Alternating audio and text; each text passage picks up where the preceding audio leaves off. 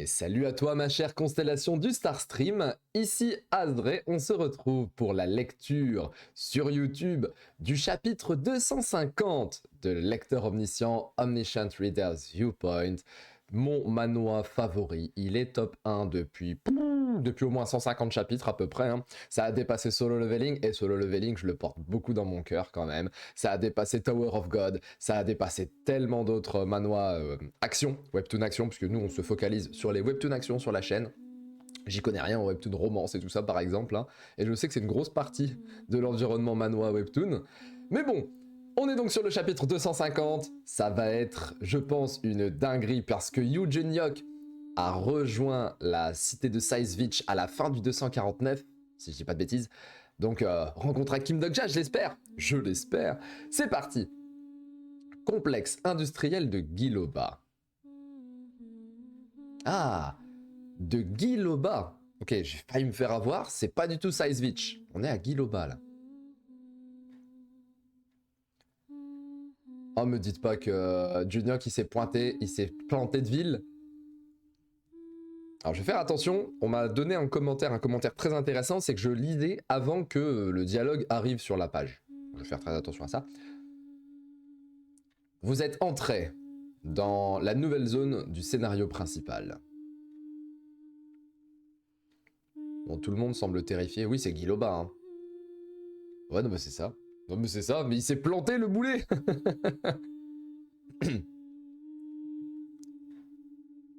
C'est plus calme que ce que je pensais. Je pensais que ce serait un bazar complet si Kim Dok-ja était apparu. Ah ouais, mais t'es pas dans la même ville, frérot. Tu n'es pas dans la même ville. C'est trop drôle. C'est ennuyeux. C'est beaucoup trop grand. La constellation. Le juge du feu semblable à un démon espère que vous n'allez pas faire des sacrifices non nécessaires. Inutiles même. Ce serait plus simple de faire ressortir l'information. Ah ok. Donc ce serait plus simple de faire ressortir l'information de quelqu'un qui pourrait la connaître. Ce type-là a l'air d'être le suspect idéal. Ouais, Matrad est complètement déglingué, mais c'est pas grave. Oh là là. Oh, le skill de disparition et d'apparition furtif à la Sunjino, là, clairement, c'est un skill à la Sunjino. Oui, bah oui, on est à Giloba, on n'est pas à Saizvich, c'est la guerre. Giloba, ils sont là tranquilles, ouais, petit thé, petit café, agréable, l'air frais. Il va se faire démonter.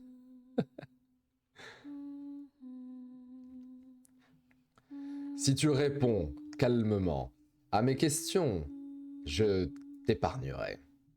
Alors, obediently, c'est plutôt de manière d'un maître à son esclave. Tu vois, l'esclave qui répond avec obédience. Le terme français, c'est avec obédience. C'est lié à l'obéissance, on va dire. Ah, pardon, ça, c'est le Tamagotchi de mon fils. Oui, ça existe encore. J'espère que ça fera beaucoup moins de bruit après. La compétence exclusive. Barrière de son. Soundwave, barrière de son. Barrière sonore. Le niveau 10 a été activé. Toi. Quoi, enfoiré. Ah bah oui, bah oui, oui, il va lui mettre une patate du turfu. Est-ce que tu penses que faire une telle chose... Attends, pardon, s'il te plaît, demande ce que tu veux. Où est Kim Dok? Oh, le panel. Il est tabassé, le pauvre. Non, attends. Si c'est le Kim Dok-ja que je connais, il n'aurait jamais révélé son propre nom alors qu'il fait des choses ici. Oh, il est malin. Alors, je sais ce qu'il va dire. Il va dire Yu Jin-hyuk. Il va se dire, attends, il m'a déjà fait le coup une fois, il va le refaire, c'est sûr. Et voilà. Où est Yu Jin-hyuk? Alors c'est vrai qu'à la trad anglaise, c'est Yu Jun Gyuk. Gyuk. Alors que dans les tradefers, il y a un E et un O qui apparaissent. Le nom n'est pas écrit de la même manière. Et donc là, on est donc à Guiloba. Et il demande où est Eugeniok. Et là, on arrive à Saizvich. Excusez-moi, en ce moment, je tousse de plus en plus. Les prochaines vidéos vont être toussantes. Je suis le vrai Eugeniok. J'avoue, j'avais oublié. Il y avait Dokja qui était là. Qu'est-ce qui se passe? Moi aussi, je suis le vrai Eugeniok. Quelqu'un a fait une Eugeniok déclaration. Quelqu'un a fait une déclaration d'être Eugeniok. Eugeniok est là. Quelqu'un a fait une déclaration de Eugeniok. Omniscient Reader Viewpoint. On rappelle quand même que les dessins sont faits par Sleep ici. D'ailleurs, c'est produit par le studio Redice. Et sachez que au tout début de Lecteur Omniscient, il y avait un certain Dubu qui était aussi au dessin parce qu'il faisait partie du studio Redice. Dubu, c'était le dessinateur de Solo Leveling. C'est peut-être le plus beau manhwa que j'ai pu lire en termes de beauté visuelle, hein, on va dire ça. On parle pas artistique, non, visuellement. Bon, vous allez l'entendre plein de fois, désolé. Visuellement, comment il s'appelle? Sun Jinwoo, Igris, Baran, enfin, tous les personnages de Solo Leveling sont impressionnants. Et je me rends compte que Dubu a travaillé aussi sur Lecteur Omniscient parce qu'il fait partie du studio Redice et le studio Redice a pris en charge ORV aussi. Donc là, voilà, Dubu est décédé malheureusement, ce qui fait qu'il ne peut plus travailler sur les chapitres. Cependant, on a Sleep ici qui bosse dessus et qui est magnifique. Hein. Franchement, ça reste génial, c'est très très très beau. Donc adapté par Umi et l'histoire originale provient de Sing Song. Alors en anglais ça fait Sing Song, mais normalement c'est Sing and Song parce que les auteurs sont doubles, il y a Sing et Song. C'est un couple, il me semble, ou ouais, marié, je sais plus. Vous savez, je sais que vous savez. Chapitre 250, épisode 41, le réel révolutionnaire, partie 6, enfin, le vrai révolutionnaire. Le nom du révolutionnaire Eugeniok a été envoyé très largement dans le 73e monde des démons. Ah, je suis Eugeniok! Non, je suis le vrai Eugeniok. Cet enfoiré de Eugeniok devrait voir ce qui se passe ici. Le Starstream est le monde des fables lui-même. Il est le monde des histoires. Et c'est pour ça que c'est la meilleure histoire du game. Hein. ORV est la meilleure histoire parce qu'elle raconte des histoires. Là, pour reprendre par exemple un collègue sur YouTube, que je ne nommerai pas mais vous connaissez parce qu'il est à peu près 1000 fois plus connu que moi, littéralement. On aime bien penser quand on regarde une histoire à qu'est-ce que ça raconte. Lecteur Omniscient, c'est littéralement qu'est-ce que je vais te raconter? Regarde, je vais te raconter des histoires. C'est pour ça que c'est la meilleure histoire du game. Vu que tellement de citoyens s'appellent Eugeniok et prononcent le nom de Eugeniok, il doit avoir acquis un nombre considérable de fables. Espèce de petit chanceux. Je ne sais pas où tu es, ni ce que tu fais, mais franchement, profite autant que tu veux. Oh, votre réputation s'est améliorée. Hein? Le nom de Kim Dokja s'est répandu rapidement dans le 73e monde des démons. Oui, bah oui. Je crois qu'on a eu la même réflexion, Dokja et moi. What the fuck? Attendez. Si Juniok est à Guiloba, et qu'il avait dit tout le temps « Où est Kim Dokja? Où est Kim Dokja ?» Je pense qu'il a défoncé beaucoup de monde à Guiloba, très certainement. Et donc le nom de Kim Dokja se serait répandu. Mais On a vu au début du chapitre qu'il a dit non. Je vais pas dire Kim Dokja, je vais dire Yoo Jun-hyuk. Donc c'est bizarre que le nom de Dokja se répande. Ça aurait été parfaitement cohérent si Jun-hyuk avait dit où est Kim Dokja à Giloba. On va voir. Mais qu'est-ce qui se passe? Oh, et là c'est un raid. Hein. Honnêtement c'est un raid légendaire là. C'est un boss. C'est Ragnaros là. Pour ceux qui connaissent World of Warcraft, feu World of Warcraft 2004-2007. Hein, quoique, il y avait... Enfin, Vanilla, on parle de Vanilla, mais il y avait Classic, qui est sorti récemment, Classic, il y a quelques années, 2020, 2021, je sais plus. Ragnaros en raid 40, les gars, 40 gars contre un boss, c'était incroyable. Bah là, moi, je vois ça. Je vois 40 petits types, là, en train d'essayer de taper un énorme boss. Je n'ai jamais révélé mon nom. N'est-ce pas? Quelle insolence! Lui, il est comme ça, là. Ah, il recule.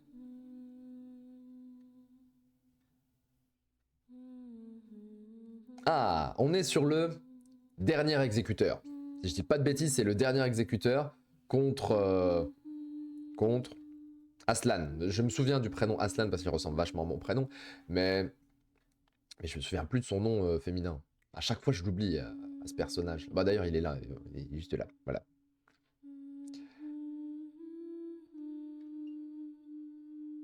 Évidemment, ça fait... Quand je ne parle pas, on l'entend. C'est stylé. Par contre, il a une puissance, mais incroyable aussi. Là, j'ai une vibe un peu Beginning After the End, avec ces couleurs-là, je trouve. Oh, magnifique. Magnifique.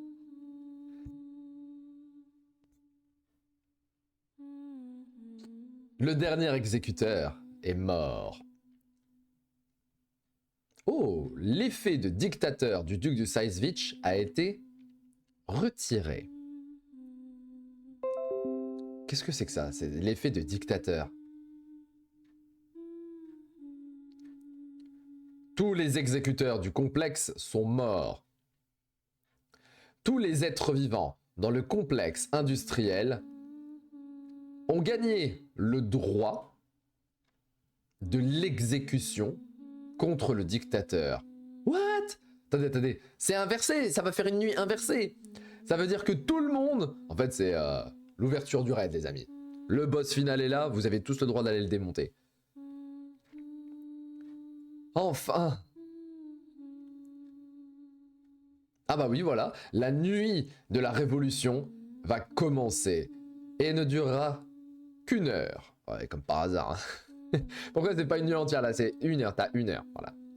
Le donjon, il a une heure de temps. Magnifique. Il a fait le taf. Il a fait le taf, notre ami. Et il va falloir qu'on en parle d'elle. Il va falloir qu'on en parle. Est-ce que c'est la vraie révolutionnaire? Dokja doit faire quoi? Est-ce qu'il doit la tuer? Est-ce qu'elle va se sacrifier? Lecteur omniscient, ça reste toujours autour du sacrifice. Hein. Dokja se sacrifie tout le temps. Est-ce que pour une fois, on pourrait avoir un personnage qui se sacrifie pour lui? Ce serait beau. Ce serait très très beau. Allons-y! La nuit de la révolution. Le temps, le moment où les citoyens vont gagner le droit d'exécution contre le duc, obtenant l'habilité d'éliminer le dictateur de leurs propres mains. Détruisez-le totalement! Oh, lui, il active sa machine. Il va y avoir un carnage, je pense. C'est une scie? Ouh! Ça va leur arriver dessus? Ah bah oui. Oh, ils se font déchiqueter. Oh là là, ils se font déchiqueter. C'est catastrophique. Reculez! Reculez! Mais en même temps, ils sont extrêmement courageux. Ils sont extrêmement courageux, c'est cool. Et merde!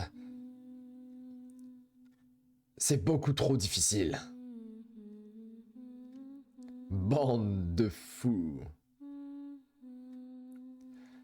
Dans le scénario du révolutionnaire, la nuit de la révolution est quand le duc est devenu le plus vulnérable. Cependant, il y a une condition. Il y avait une condition. Il n'y a rien qui peut détruire cette usine. Bon, en supposant que le Factory, c'est le nom de cette immense bête mécanique. Ah, la condition était que le duc doit être impérativement à l'extérieur de l'usine. Et quand on parle de Factory, on parle de la machine. Bon, la constellation du serpent nouveau riche. Il est littéralement intoxiqué par la quantité de sang sur le champ de bataille. Le type, il a, oh oui, du sang, c'est génial. Tellement qu'il s'abreuve à des taux qui deviennent dangereux pour lui, entre guillemets. Ah ouais, c'est un carnage. Voilà, en termes de sacrifice, ça y va, là. La constellation du rat est super heureuse de ce massacre humain. Aileen, tu as fini? J'ai fini avec les mesures temporaires. Ouais, mesure. Mais combattre là maintenant, là, ça va être... J'ai juste besoin de bouger une fois. Où est-ce que tu te caches? Il y a un côté quand même. Il y a une petite déception de ma part quand même.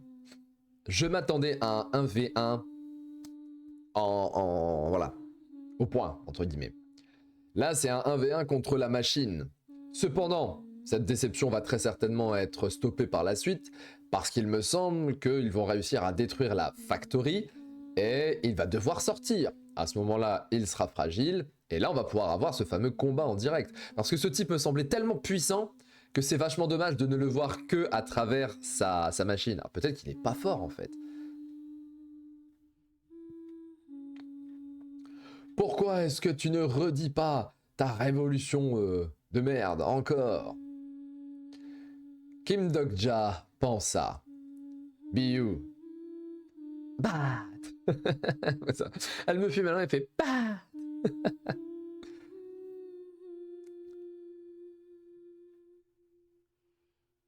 Ah, si cet enfoiré massacre les citoyens avec des pouvoirs qui dépassent le scénario, je n'ai qu'à en faire de même.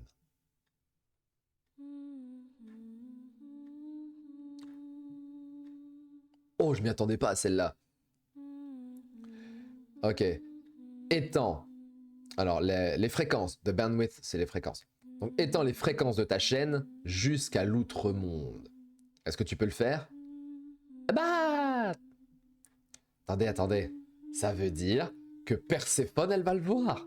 Hadès potentiellement. Mais surtout, on va revoir Sangha en version Perséphone.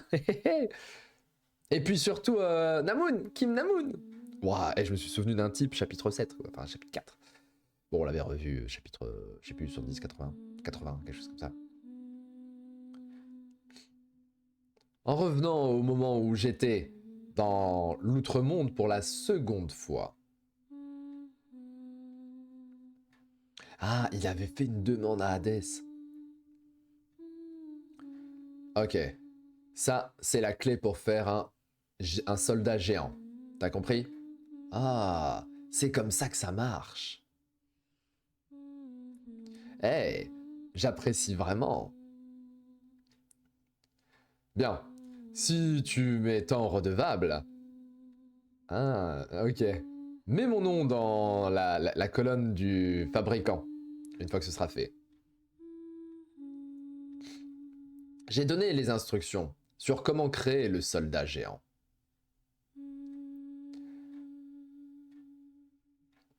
Ah, cette arme qui pourrait démarrer une tempête incroyable simplement en étant invoquée. Oh, il me dit pas qu'il va l'invoquer. Ce serait ouf. Finalement, ce serait une bataille de kaiju. Ce serait, ok, t'as le truc géant, bah moi je vais invoquer le soldat géant là, de l'outre-monde et on va faire une giga bagarre à la Power Rangers et après on fera la petite bagarre à la fin. Enfin, même si c'est le scénario qui révèle... Revealing. Attends. Ok, non, c'est pas ça du tout. C'est pas révélé. C'est plutôt... rival. C'est être un rival. Donc qui rivaliserait. Voilà, j'ai retrouvé le terme. Pardon. J'ai retrouvé le terme qui rivaliserait. Donc, à moins que ce soit un scénario qui rivalise avec l'échelle de la gigantomachie, la grande guerre des constellations, il y a une grande restriction. Il y a une restriction très importante sur la faisabilité pour pouvoir l'invoquer. Donc, the plausibility, c'est on l'a vu à chaque fois, c'est-à-dire que les constellations utilisent les effets de réalisation, en fait. Hein. J'ai perdu le terme dans les TradFR, mais est-ce que c'est faisable ou pas? Et il y a des restrictions du scénario. Tant que tu restes dans les restrictions du scénario, la constellation peut utiliser un certain nombre de faisabilités. Là, on parle de ça. C'est très dur de se mettre à lire uniquement en anglais, parce que tu oublies les termes FR. Par contre, ça c'est cool. La grande guerre des constellations, The Great War of the Constellations. Oh, comment ça, prisonnier du Golden Man? Prisonnier du Gingoa. La constellation Sun Wukong vous regarde. S'il te plaît, aide-moi. Je veux changer ce scénario. Oh là là. Cependant. Oh, qui répond? Je pense que c'est peut-être Dokja quand même qui parle. Cependant, si c'est à propos d'équité, est-ce que ça fait longtemps que ça n'est plus équitable? Juste, faire c'est juste. Alors on va dire juste plutôt qu'équitable, mais j'aime bien. La constellation Serpent au Nouveau Riche se réjouit du chaos. Ah merde. Sun Wukong est ennuyé. Et merde. Juste au moment où je pensais qu'on était un peu plus proche. À qui va-t-il demander?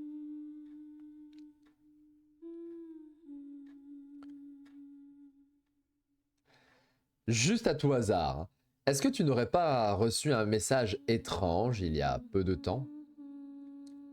Sun Wukong vous demande ce que vous voulez dire.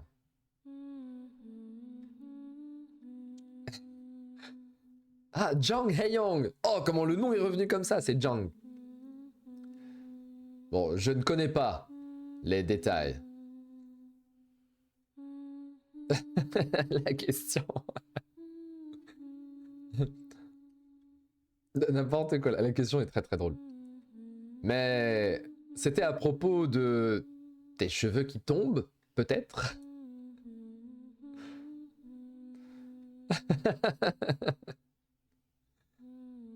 Les probabilités. Oh, mais tout me revient, c'est ouf. Donc quand on parle de plausibility, c'est les probabilités, voilà. C'est ça.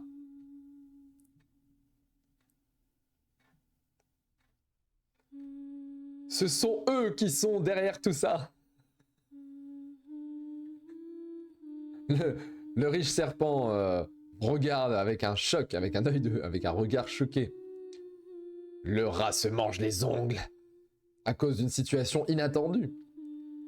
Alors il faut que je comprenne la blague là, parce que Jang Hae-young avait envoyé un message à propos de cheveux. Ah c'est ça en fait, il a utilisé. Ça y est, j'ai capté. Jang avait envoyé un message à propos des cheveux de Sun Wukong qui tombent. Genre, t'aurais pas des cheveux qui tombent à tout hasard? Et lui il le sait. Mais il sait pas, enfin il lui a pas dit que c'était Jang. Et Wukong il s'est énervé, tu vois. Il lui a dit regarde, c'est eux qui t'ont envoyé un message, défonce-les.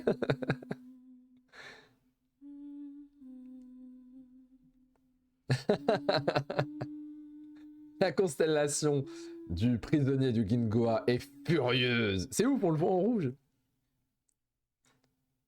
Oh là là, c'est la fin du chapitre. Oh, j'ai le seum. J'ai le seum, c'est la fin du chapitre. Par contre, ce qui est très très cool, ça veut dire que Wukong il va envoyer un max de probabilité très certainement pour permettre l'invocation du soldat géant. Clairement, c'est ce qui va arriver dans le 251. Ça me semble une évidence. Mais ce serait ouf si on voyait des petites notations qui te disent que Sun Wukong défonce les deux autres constellations.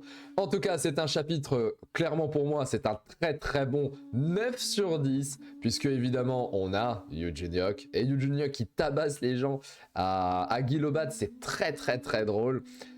Comment ça se fait que le nom de Kim Dok-ja s'étend dans le 73e monde des démons? Bien, la réponse évidente, c'est... Jin-hyuk a dû demander où était Kim Dok-ja. Au départ, il a demandé Jin-hyuk, mais après, il s'est dit, bon, j'ai quand même demandé Kim Dok-ja, et il défonce tout le monde à Guillobat pendant ce temps-là. Donc, le nom de Dok-ja s'étend à travers le 73e monde des démons. C'est ce qui semble être la logique. Mais je comprends pas pourquoi, alors, il a dit, bah, Yu Jin-hyuk. Est-ce qu'il a fait un choix au départ et qu'il a abandonné ce choix et qu'il a fini par demander autre chose? Mais nous sommes littéralement dans la même incompréhension que Kim Dok-ja à ce moment-là. Les 29 points d'interrogation, c'était très très drôle. Chapitre excellentissime, on se retrouve donc mercredi prochain pour le chapitre 251. On approche petit à petit de la conclusion de ce scénario retour. Hein. Dok-ja va enfin retrouver les autres, on n'attend que ça. Ça fait 50 chapitres que j'attends ça, enfin 40 exactement. Sur ce, je vous laisse mes chères constellations du Star Stream de YouTube. Portez-vous bien, ciao ciao.